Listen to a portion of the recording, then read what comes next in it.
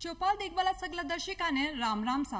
भाई ग्रामीण भाई बहनों, जान है तो जहान है, लेकिन जान तो है शरीर के मायने, लेकिन शरीर को कोई हिस्सों अगर निर्जीवी है जान को नहीं भी के मायने और बे भी खासकर आँखें तो जीवन में अंधेरो ही अंधेरो छा जावे। आपा सगला अपने जीवन में अपने संसार की सारी प्रकृति, पेड़ पौधा, चांद सितारा सब देखा, लेकिन कुछ लोग इयान का है जो अंधत्व के कारण जिंदगी का ये सब सुख को नहीं देख पाया है और वहां के जीवन में अंधेरो है।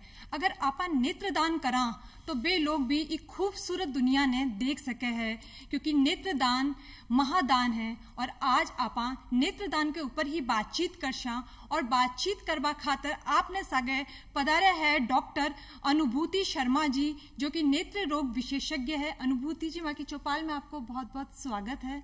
अनुभूति जी, आज अपन नेत्र दान की बात कर रहे हैं जो कि एक महादान है, तो सब पहले अपन वो जानना बहुत जरूरी है। माँ के दर्शकन आप बताओ कि अंधत्व को जो कारण है वो कहीं हुआ है? अंधेपन का कारण दो तरीके से हो सकता है।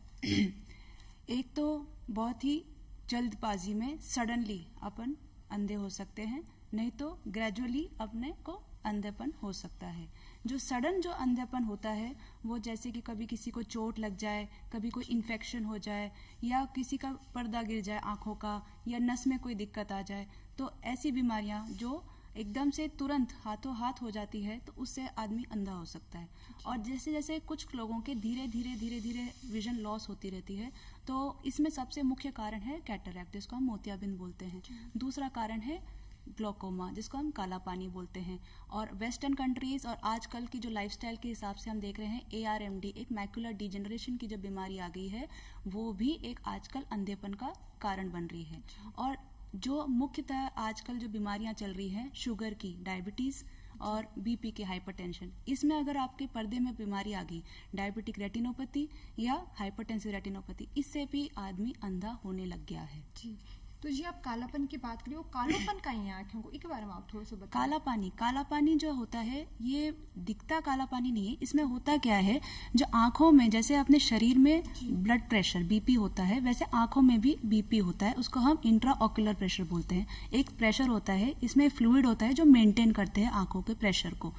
तो अगर इसमें ऐसी स्थिति आ गई कि अंदर पानी एक्यूमुलेट हो रहा है और बाहर निकलने की जो व्यवस्था है वो नहीं हो रही है, तो इसमें वो जैसे जैसे अंदर अंदर इकट्ठा होता रहेगा, उसके अंदर प्रेशर बढ़ता है। तो जैसे आंखों के अंदर का प्रेशर बढ़ता है, उसके जो पीछे जो नस होती है जिससे हमें रोशनी प्रदान करती है, तो वो नस पे दबाव पड़ता है, उसमें चेंजेस आने लग जाते हैं। और उसके चेंजेस के कारण आपकी आंखों में देखने की क्षमता धीरे धीरे कम होने लग जाती है।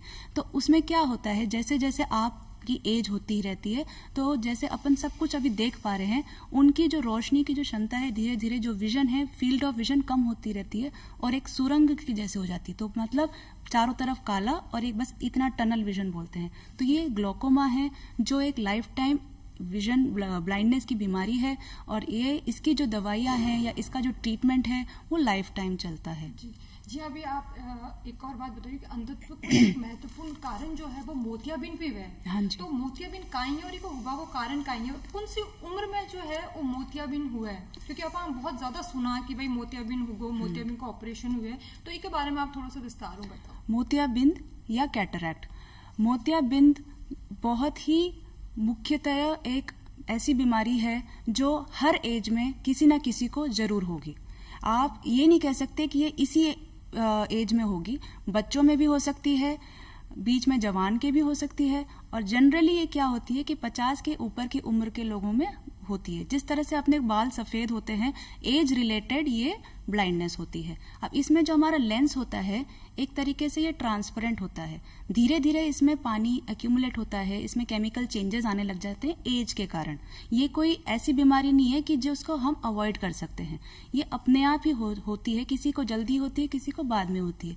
तो ये जो लेंस है वो धीरे धीरे फूलने लग जाता है और पकने लग जाता है, और इसमें कलर चेंजेस आने लग जाते हैं, जिससे हम पहचान सकते हैं कि इसकी क्या स्टेजिंग है। और जैसे जैसे आप जाते हैं अपने आई डॉक्टर के पास और आप एग्जामिन करवाते हैं, तो वो बोलते हैं कि अभी ये स्टेट नहीं आई है कि हमें ऑपरेशन करना है, शायद ये 1 साल बाद हो। या कभी ये ऐसे बोल देते हैं कि अभी तो आपको तुरंत ही ऑपरेशन करवाना है, मतलब ये वो स्थिति में पहुंच चुका है कि ये ऑपरेशन अभी इसका नहीं होगा तो आपके आंखों की रोशनी जा सकती है। तो ये जिस जिस स्टेज में जाता है उसमें कलर चेंजेस होते हैं, उसकी और भी जो हम एग्जामिन करते हैं उसके चेंजेस को देख के फिर हम उनका ऑपरेशन तय करते हैं। हाँ, ये अलग एक धारणा है कि हम ऐसे पूछते हैं कि कोई दवाई दे दीजिए जिससे हमारा मोतियाबिंद कम हो जाए या रुक जाए या आगे बढ़ जाए। ऐसी जो इसको हम प्लेसिबो ट्रीटमेंट भी बोलते हैं कि ये जो दवाइयाँ हैं वो कुछ हद तक आपको थोड़ा इफेक्ट दे सकती हैं, लेकिन ये परमानेंट इलाज नहीं है। कैटरैक्ट का परमानेंट इलाज ऑपरेशन ही है।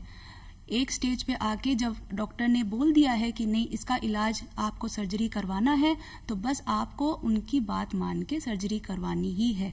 ये नहीं सोचिए कि मैं इसको टाल दूं, सालों साल इसका बाद में देख लूंगी। उसके बाद और कॉम्प्लिकेशन बढ़ सकती हैं जिसके कारण और दिक्कतें आ सकती हैं। आपका जो मोतियाबिंद गिर सकता है और आपकी आंखों में दिक्कत आ सकती है, फिर आपको अंधापन भी हो सकता है। डॉक्टर साहब जी अभी आप बताओ कि भाई मोतियाबिंद जो है कि कोई भी उम्र में हो सके जी। अभी तक तो मन वही ठाओ कि भाई जो अपना बूढ़ा लोग हुए या जवान लोग हुए मोतियाबिंद बाम वाली जी। अब आप बताओ कि भाई छोटा टाबरा के मायने भी मोतियाबिंद हो सके, तो की उम्र के टाबरा के मायने मोतियाबिंद हो सके और कोई तो खतरनाक हो सके जी। ये जो चाइल्डहुड कैटरैक्ट या पीडियाट्रिक कैटरैक्ट हम बोलते हैं, ये इसकी एज फिक्स नहीं है। इवन 2 महीने, 2 साल, 4 साल, 5 साल, 12 साल किसी भी एज के बच्चे को हो सकती है। आप देख सकते हैं, आपको दिख सकता है। एक अगर व्हाइट कलर की आपको सेंटर में ओपेसिटी या आपको डॉट दिख रही है, माँ होती है तो वो पहले देखेगी कि मेरे बच्चे के बीच में सफेद रंग का कुछ मोतियाबिंद जैसा दिख रहा है। तो वो अगर आपको दिखता है तो आपको तुरंत ही अपने आई डॉक्टर को दिखाना होगा और तुरंत ही उसका इलाज करवाना होगा। क्यों? अगर हम बचपन का जो मोतियाबिंद है अगर हाथों हाथ नहीं ट्रीट करवाएंगे तो आगे जाके उसकी जो नसें हैं वो कम देखने के लिए कम देखेंगी और उसकी जो क्षमता है वो धीरे धीरे कम हो जाएगी। वो एम्ब्लायोपिया जैसे कंडीशन बोलते हैं। तो वो फंक्शनल विजन लॉस हो जाता है, जिसमें आपकी जो नसें हैं जो ब्रेन तक पहुंचती हैं वो काम नहीं करेंगी। तो बच्चे का अगर इलाज भी आपने बाद में करवाया होगा तब भी उसे कम दिखाई देगा। जी डॉक्टर साहब बहुत बढ़िया जानकारी आप दी हो कि भाई जो मोतियाबिंद है वो भी की कोई उम्र को नहीं, छोटे से 2 महीना के टाबर हूँ लेट बड़े बुजुर्गों तक वो बीमारी हो सके और खासकर टाबर है को खासकर ध्यान रखना चाहिए। जी अभी आप बताए हुए इसके साथ तो आप बात कर ले कि अंधत्व का कारण का ही है। इसके साथ एक और चीज मैं आपने पूछूं जी, आप आज बात करें नेत्रदान की, तो आप वहाँ के ग्रामीण भाई बहन आप बताओ कि नेत्रदान का ही है, क्योंकि लोगों के मन में बहुत सारा सवाल रेवे नेत्रदान के बारे में, कई सारी भ्रांतियां भी रेवे जी ग्रामीण क्षेत्र में लोगों में, तो इसके बारे में आप बताओ। देखिए, दुनिया में हम कुछ भी देखना चाहें हमें सिर्फ एक चीज चाहिए और वो है आंखें। आप इमेजिन करें, आप सोचे कि अगर आपकी आंखें नहीं हो तो कैसा लगेगा। सब जगह अंधकार ही अंधकार। और जिस व्यक्ति के पास आंखें नहीं होती है वही समझ सकता है कि क्या होता है इसका मतलब। लगभग 12 लाख लोग ऐसे हैं जो हर रोज ऐसी जिंदगी जी रहे हैं और सिर्फ 30,000 से 40,000 लोग ही हर वर्ष नेत्रदान करवाते हैं। तो आप समझ सकते हैं कितना बड़ा फासला है ये इसलिए है क्योंकि हम लोगों को इतनी जागरूकता नहीं है। हम लोग को नहीं पता है कि क्या है ये नेत्रदान, और अगर पता भी है तो हम इसके आगे ऊपर अपने को लोग इतना इसको मानते नहीं हैं। क्यों? हम जैसे गांव में जाते हैं, अपन लोगों की अगर परिवार में किसी की मृत्यु हो जाती है और अगर हम चाहते हैं कि उनका नेत्रदान करवाएं तो लोगों की धारणा है कि नहीं, आगे जाके ये बिना आंखों के पैदा होंगे, नहीं आगे जाके इनकी आत्मा भटकेगी तो उसमें आंखें नहीं होंगी। ऐसी धारणाएं गलत हैं। ये सिर्फ अंधविश्वास है। जिस तरह से आप अभी देखते हैं कि हम अंगदान करते हैं तो वो ही वैसे ही हम नेत्रदान कर रहे हैं। और नेत्रदान इतना अच्छा दान होता है क्यों कि अगर आपकी आंखें जिसने आपको जीवन भर रोशनी प्रदान करी है वही आंखें किसी और को उसके जीवन भर रोशनी प्रदान करेगी तो आपकी आंखें फिर से दुनिया देख पाएगी उसी व्यक्ति के लिए, तो जिसके लिए आप नेत्रदान कर रहे हैं। तो इससे बड़ा दान क्या हो सकता है। ये एक महादान है। हर धर्म कहता है कि लोगों के लिए अवश्य कुछ अच्छा करो और नेत्रदान से बढ़िया और कोई अवसर नहीं है। और मृत्यु के बाद अगर आप किसी को आंखें दे रहे हैं तो इससे बड़ा आपके लिए पुण्य का काम क्या है। बिल्कुल डॉक्टर साहब, आप बहुत बढ़िया बात बताइए और बहुत सही बात भी है कि नेत्रदान के लिए जागरूकता होना बहुत ज्यादा जरूरी है। और नेत्रदान बड़ो महादान जो है वो कहीं को नहीं हो सके कि आपके जाने के बाद में आपकी आंखें जीवित है और दुनिया देख रही है। इसके साथ डॉक्टर साहब आप बात करें नेत्रदान की, तो नेत्रदान कौन लोग कर सके। हाँ, ये बताना बहुत जरूरी है कि कौन कौन कर सकता है नेत्रदान। नेत्रदान हर उम्र का व्यक्ति कर सकता है, चाहे वो स्त्री हो या पुरुष हो। हर धर्म का व्यक्ति कर सकता है, हर जाति का व्यक्ति कर सकता है, किसी भी ब्लड ग्रुप का व्यक्ति कर सकता है। अगर किसी का चश्मा लगा हुआ है, किसी का मोतियाबिंद का ऑपरेशन हो रखा है, किसी का रेटिना का ऑपरेशन हो रखा है, जब तक कि उसकी जो बाहरी लेयर है जिसको हम बोलते हैं कॉर्निया, जब तक कि आपकी कॉर्नियल लेयर क्लियर है, साफ है, पारदर्शी है, तब तक वो बंदा नेत्रदान कर सकता है। अगर आपको शुगर की बीमारी है, अगर आपको बीपी की बीमारी है, वो व्यक्ति भी नेत्रदान कर सकते हैं। जी आप बताएं, कॉर्निया के बारे में आप बताओ। कॉर्निया का ये के बारे में बताओ आप। जी, कॉर्निया एक हमारे जैसे आई बॉल होती है, उसका एक ट्रांसपेरेंट, जैसे ये एक अपनी ये घड़ी है, घड़ी के ऊपर की परत है, ट्रांसपेरेंट लेयर है, पारदर्शी है, वैसे ही एक पारदर्शी लेयर होती है कॉर्निया। ये कॉर्निया जो है, जिसके ऊपर अपनी सारी जो आंखों पे रोशनी पड़ती है, वो ही जाके अंदर फोकस होती है रेटिना पे, और उसमें जो नस होती है ऑप्टिक नर्व, जिससे हम देख सकते हैं। तो जब तक आपका कॉर्निया जो ट्रांसपेरेंट लेयर अगर क्लियर नहीं होगी, सपोज ये धुंधला हो जाए, तो आपको अंदर की चीज कुछ नहीं दिखेगी। वैसे ही अगर वो पारदर्शी लेयर अपारदर्शी हो जाए, इसके भी कई कारण हो सकते हैं, चाहे कोई चोट लग जाए, कॉर्निया ट्रॉमा हो जाए, या कोई इन्फेक्शन हो जाए, जैसे कि वायरल, बैक्टीरियल, फंगल कोई अल्सर हो जाए जैसे। और कुछ लोगों में क्या होता है कि कंजेनिटल मतलब जन्मजात ही कॉर्निया में बीमारी पैदा होती है, और किसी किसी को विटामिन ए की डेफिशिएंसी मतलब कुपोषण के कारण भी कॉर्निया में आपकी पारदर्शिता खत्म हो जाती है। तो इन लोगों में क्या होता है कि हम ऐसे लोगों का अगर खराब कॉर्निया है, उसको हम हटा के और नॉर्मल कॉर्निया, पारदर्शी कॉर्निया, नेत्रदान किया हुआ नॉर्मल कॉर्निया लगा दें, तो वो एरिया को हम सही तरीके से लगवा के इस चीज को हम कॉर्नियल ट्रांसप्लांट बोलते हैं, और मेडिकल टर्म्स में इसको हम बोलते हैं केरेटोप्लास्टी।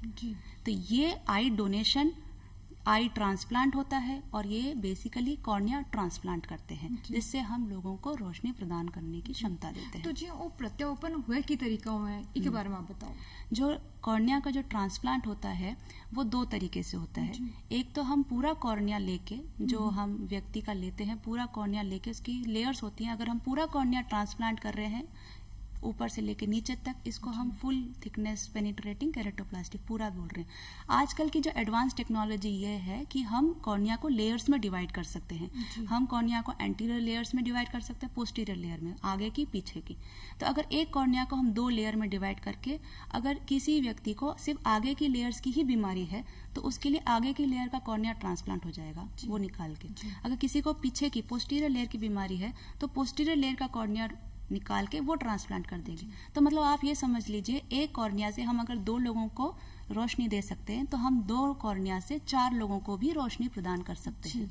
मतलब कि आप ये कह सके कि मतलब एक आदमी है, वो आपकी इस प्रक्रिया को हम लैमेलर केरेटोप्लास्टी बोलते हैं, लेयर्स में। जी। तो मतलब जो एक आदमी है, वो आपकी दोनों आंखें डोनेट करे, तो कितना मतलब लोग भी रोशनी प्राप्त हो सके, कितने लोगों ने भी रोशनी प्राप्त हो सके? करीबन 4 लोग तो अपन दे सकते हैं, 2 लोग तो होते ही हैं।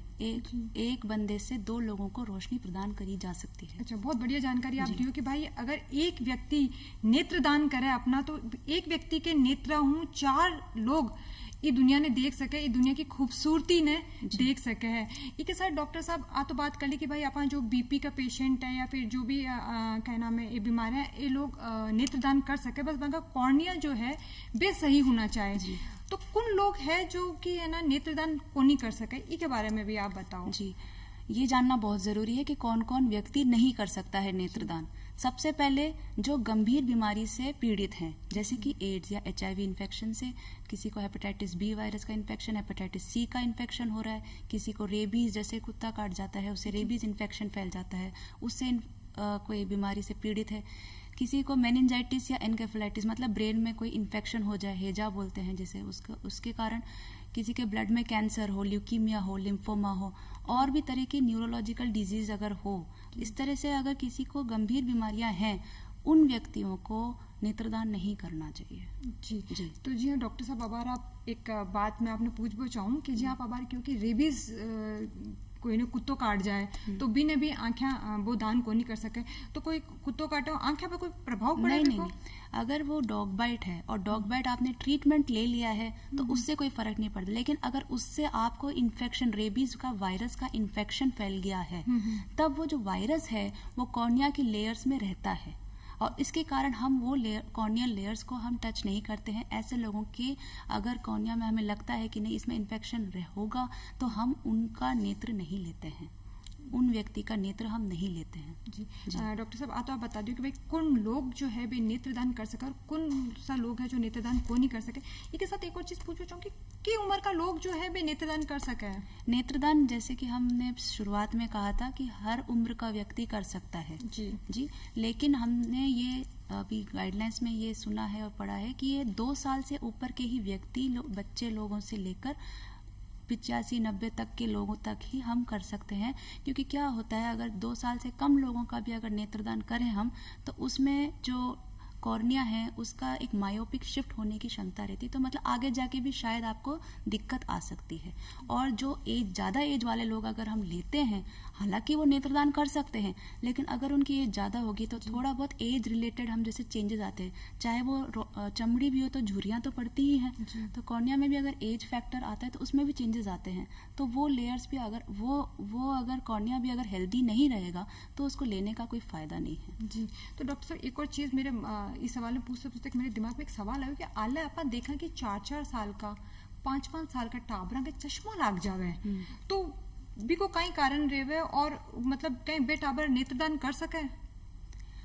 बड़ा हो नेत्रदान के लिए हमें कॉर्निया सही होना जरूरी है जी। बच्चों का हम जनरली नेत्रदान नहीं करते हैं जी, जब तक अगर उनके साथ कुछ ऐसी बीमारी होगी कि वो हमारी जिंदगी में नहीं है तभी हम ये सोचेंगे। बच्चों की जो बीमारी है चश्मा लगने की उसके भी बहुत कारण होते हैं। सबसे पहले कारण जो आजकल हम देख ही रहे हैं वो है मोबाइल। जो जितना मोबाइल, जो जितना टीवी, जो जितना कंप्यूटर, लैपटॉप, क्योंकि आजकल स्कूल सारे ऑनलाइन हो रहे हैं, तो उसके कारण क्या हो रहा है ज़्यादा से ज़्यादा बच्चे लोग रिफ्रैक्टिव एरर, इसके कारण ये आते हैं।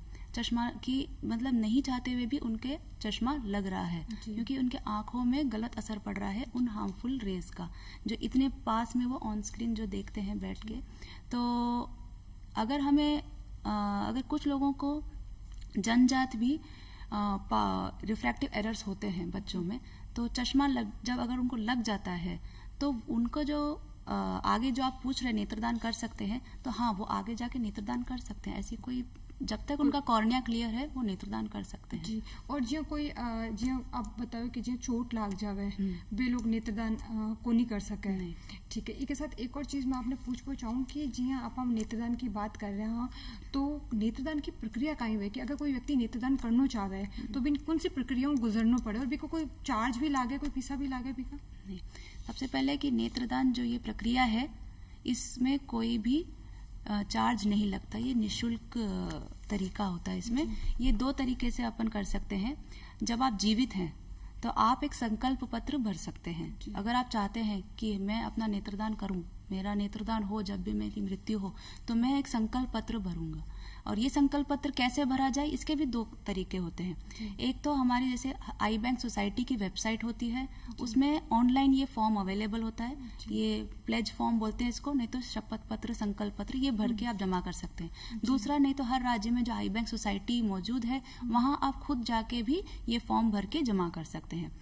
अब दूसरा तरीका ये है कि अगर आपने देखा कि परिवार में किसी की मृत्यु होगी और आप चाहते हैं कि उनका नेत्रदान हो, तो आपको कुछ नहीं करना है, आपको तुरंत ही अपने नजदीकी आई बैंक को कॉल करना है और उन्हें इन्फॉर्म करना है कि हाँ हम इनका नेत्रदान करवाना चाहते हैं।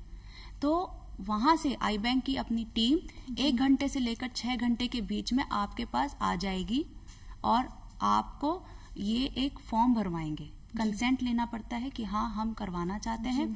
दूसरा, नेत्रदान करने के टाइम पे 2 लोगों का वहाँ पे उपस्थित होना जरूरी है, एक गवाह के रूप में।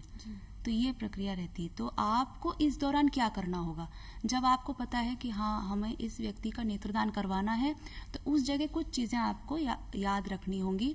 पहले तो जिस व्यक्ति का करना है तो उनकी जो नेत्र हैं, उनकी जो पलकें हैं वो बंद कर दें एक छोटे से टेप से लेके, और ताकि उनका कॉर्निया ड्राई नहीं हो।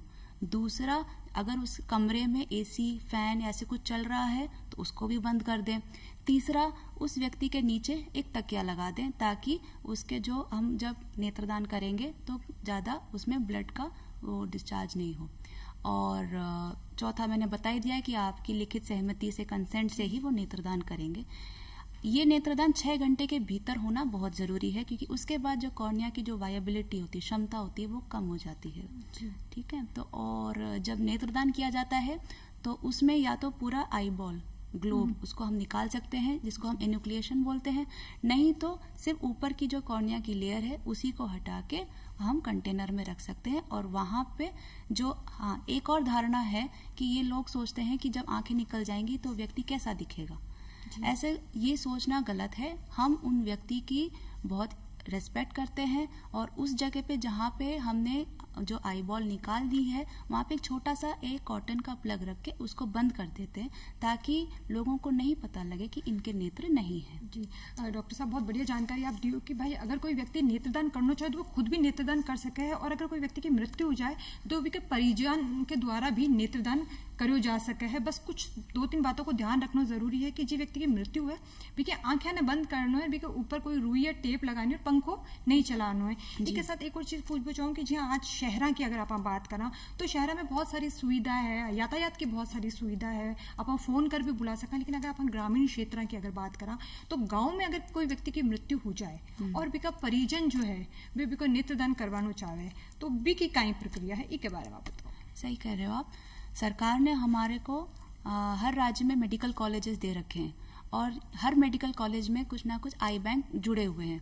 तो आपको ये पता करना है कि आपके गांव के पास में सबसे नजदीकी आई बैंक कौन सा पड़ता है, कौन सा मेडिकल कॉलेज है जिसके अंडर वो आई बैंक आ रहा है। तो उसका फोन नंबर आप नोट करके रखें और जैसे ही आपको लगे कि हाँ इनका नेत्रदान करवाना है तो उन्हें फोन करके, ताकि वो टीम तुरंत ही आपके पास पहुंच जाए। जी। तो इसके साथ एक और चीज पूछना चाहूँ कि जो नेत्रदान को जो टाइम है कितना है, मतलब कितने टाइम के अंदर अंदर जो है वो नेत्रदान हो जाना चाहिए? हाँ, 1 घंटे से लेकर 6 घंटे के अंदर नेत्रदान हो जाना चाहिए। अच्छा, मतलब यूं ज्यादा समय जो है वो नहीं लगना चाहिए। इसके अलावा डॉक्टर साहब एक और चीज पूछना चाहूँ कि जी हाँ आजकल मौसम में बदलाव आ रहा है, तो मौसम के बदलाव के साथ साथ आंखें में बहुत सारी परेशानियां हो जाए, जलन उबल आग जाए आंखें के मायने, पानी गिरबा लाग जाए, तो इको कई कारण रहे हैं।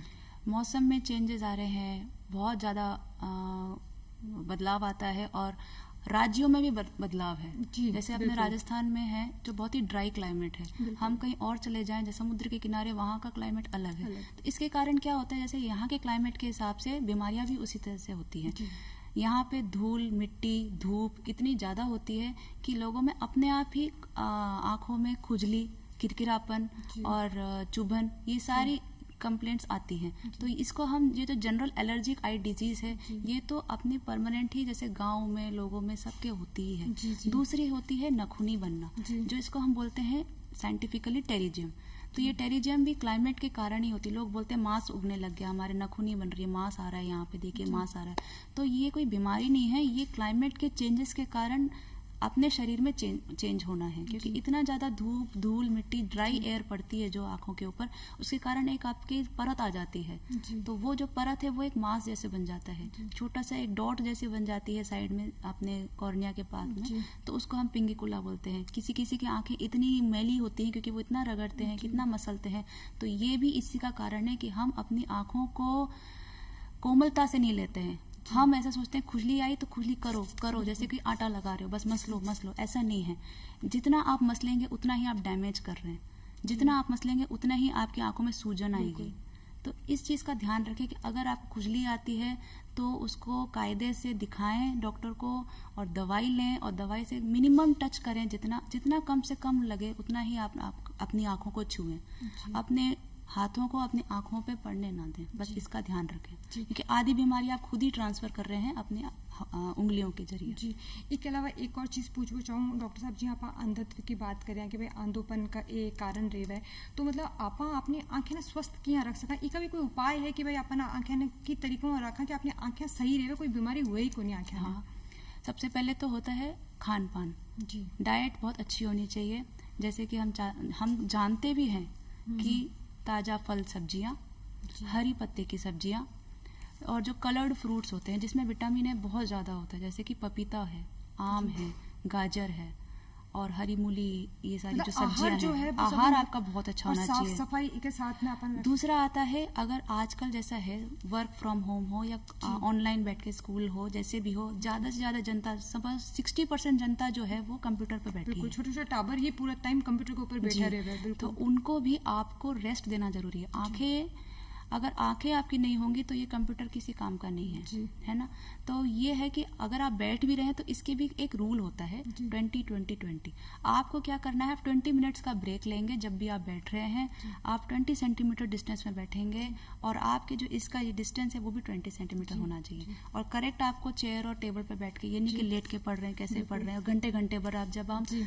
कंप्यूटर पे बैठते हैं, आंखें ड्राई होती हैं, आंखें ड्राई होंगी तो अपन खुजली करेंगे, इरिटेशन होगी, एलर्जी होगी। बिल्कुल अपन ने मतलब खान पान के साथ साथ में आप कंप्यूटर पे जो भी काम करा अभी को ध्यान रखना चाहिए। और तीसरी बात है एक्सरसाइज, एक्सरसाइज आप आंखों की भी एक्सरसाइज कर सकते हैं। डॉक्टर साहब हमारे कार्यक्रम में पधारा और है ना नेत्रदान ने ले इतनी बढ़िया जानकारी आप माँ के दर्शिका ने दी। माँ के कार्यक्रम में पधारवा खातर आपको बहुत बहुत धन्यवाद। ग्रामीण भाई बहनों, नेत्रदान सब बड़ो महादान है, इसलिए ज्यादा से ज्यादा नेत्रदान करो और आपके आसपास में जो भी लोग रहे बाने भी चीज के लिए अवेयर करो कि नेत्रदान आपकी आंखें दान करे हूँ। बहुत सारा लोग दुनिया में बहुत खूबसूरत इस संसार ने देख सके हैं। आज ही चौपाल में बस इतो ही, फिर मिलशा एक नई चौपाल में एक नए विषय के साथ।